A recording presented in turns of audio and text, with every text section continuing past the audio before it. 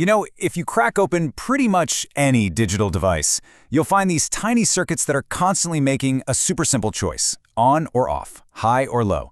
These are called multivibrators, and they are the absolute heart of all digital logic. We're going to see how these simple circuits power everything from the clock in your computer to the very memory that stores all its data.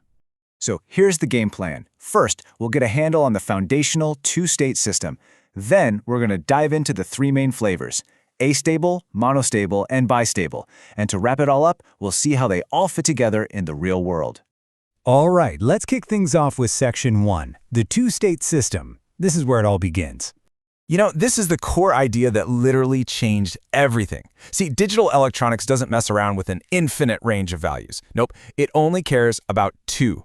We define a high state, maybe something like plus 15 volts, and we call that a logic 1. Then there's the low state, say 0 volts, and that's our logic 0. Every single thing a computer does, from running a game to sending an email, just boils down to flipping between these two states incredibly fast. So, how do we tell these circuits apart? Well, it all comes down to one word: stability. You can kind of think of it as a spectrum. On one end, you've got the astable type, which has 0 stable states. It's always on the move. Right in the middle is the monostable, with 1 stable state. And all the way at the other end is the bistable, with 2 stable states. Let's break each of these down.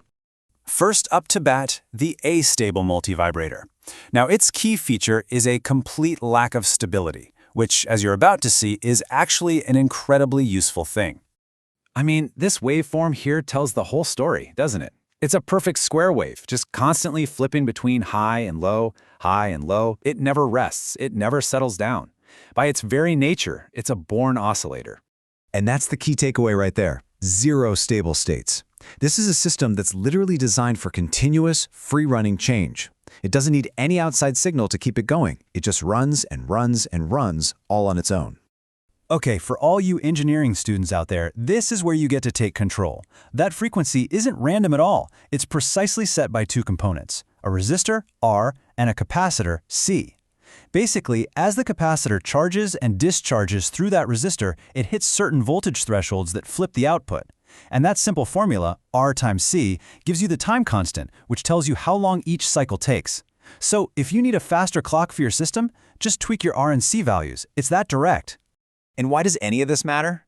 Because every single digital system needs a heartbeat, right? A clock signal to keep everything synchronized. The astable multivibrator, acting as what we call a relaxation oscillator, provides that steady, reliable pulse. It's the drummer for the entire digital band.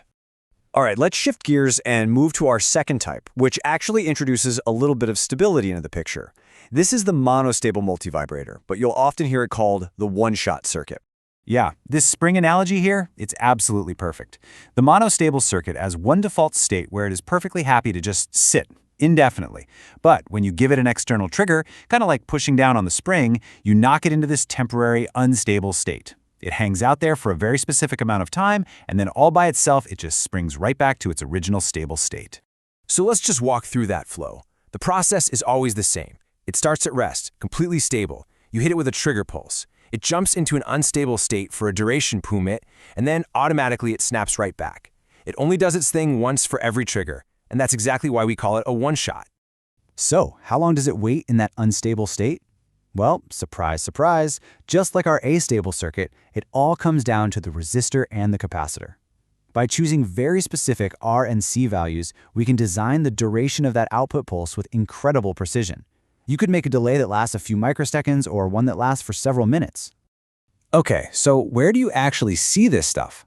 Timers, all kinds of timers. Think about a motion sensor light. You walk into a room, that's the trigger, and the light turns on for exactly 60 seconds, then turns itself off. That is a monostable multivibrator doing its job, creating a precise timed event. And that brings us to our final and most stable type, the bistable multivibrator. This is where things get really, really interesting, because this is the circuit that can actually remember. So unlike the other two, the bistable circuit has two totally stable states. It's perfectly happy being in either a high state or a low state. The best way to think about it is like a normal light switch on your wall. You flick it on, it stays on. You flick it off, it stays off. It just holds its position until it gets a brand new instruction. Now, the crucial difference here is that it never automatically returns to a default state. A first trigger will push it from state A over to state B, and it will just stay there indefinitely. To get it back to state A, you need a second separate trigger. You need one action to set it and a whole other action to reset it. And this ability to just hold one of two states is nothing short of revolutionary. This is the core principle behind the flip-flop circuit, which is the most basic unit of digital memory. A single bistable circuit like this can store one bit of information, a 1 or a 0. You string millions and millions of these together, and guess what you have? You have RAM. This is literally how your computer remembers anything. Okay, wow, we've covered a lot of ground. Let's kind of pull back for a second and look at how these three very different circuits actually form one cohesive family of electronic tools. Let's just recap everything real quick. Our Astable has 0 stable states, and that constant change gives us our oscillator. The Monostable has 1 stable state, which creates our one-shot timer that returns all on its own.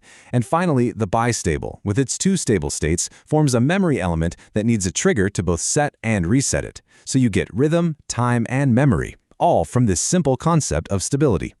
And look, this isn't just theory on a whiteboard. These circuits are built from some of the most common everyday components in electronics. Whether you're using an operational amplifier, a couple of basic transistors, or the legendary 555 timer chip, you are putting these fundamental principles into practice. So when you put it all together, you see how three simple twists on one core idea give us the fundamental functions of all modern electronics. Astable circuits provide the pulse, monostable circuits handle the timing, and bistable circuits create the memory. It really makes you wonder, as we start moving beyond silicon, what is the next fundamental building block of computation even going to look like?